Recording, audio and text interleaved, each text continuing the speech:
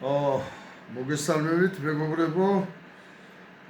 დღეს ვენსმა დაამთავრა მეგონია ვიზიტი სამხრეთ კავკასიაში, აზერბაიჯანში და სომხეთში.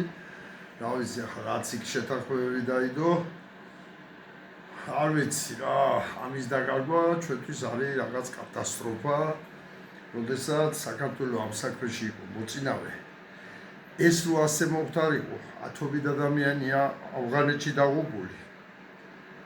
ერაყში დაღუპული და ასე შემდეგ და ამდენი სისხლის ფასად გავხდით ამერიკის სტრატეგიული პარტნიორი და ამ წუთას გადაგვისწრო აზერბაიჯანელმაც და სომხეთმაც და მინდა ერთი რამ თქვა. საერთოდ მეგობარი ქვეყანა არ არსებობს მსოფლიოში და არის ჩერჩილის ერთი კარგი ნათქვამი. არ არსებობს ინგლისის მუდმივი მტერი და მუდმივი მეგობარი, არსებობს ინგლისის მუდმივი ინტერესები. და ჩვეულებრივი ამბავია და ახლა იმის ზახილი რომ თურმე აზერბაიჯანი ან სომხეთი მეგობარია ან მტერი არის სისულელე.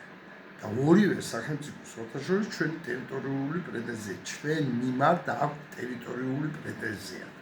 და ახლა წარმოვიდგინოთ გაძლიერებული სომხეთი, გაძლიერებული აზერბაიჯანი, რასაც მივესალმები რა თქმა უნდა, ოღონდ ჩვენც უნდა ძლიერდებოდეთ პარალელურად.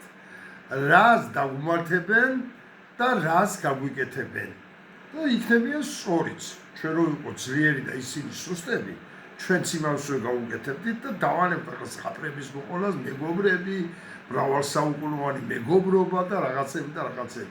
ამ სისულელეებიდან გამოვიდეთ, არსებობს სახელმწიფო ინტერესები, რომელიც საქართველოს არ გააჩნია და რომელიც ორივე მეზობელ სახელმწიფოს გააჩნია. ორივეს კი არა, სამივეს და საერთოდ ვინც კარში მოყავს. აქედან გამომდინარე, თუ გვინდა რომ საქართველოს რაღაცა გააგრძელოს, ქვეყანა დედამიწაზე არსებობა და ფუნქციონირება როგორც ქვეყანა. სასწრაფოდ უნდა შეიცვალოს ხელისუფლება, სასწრაფოდ უნდა ვიხვალოთ გონება და მოვიყვანოთ ნორმალური ადამიანები ხელისუფლებაში და სასწრაფოდ გადავარჩინოთ ქვეყანა. მადლობთ ყურადღებისათვის.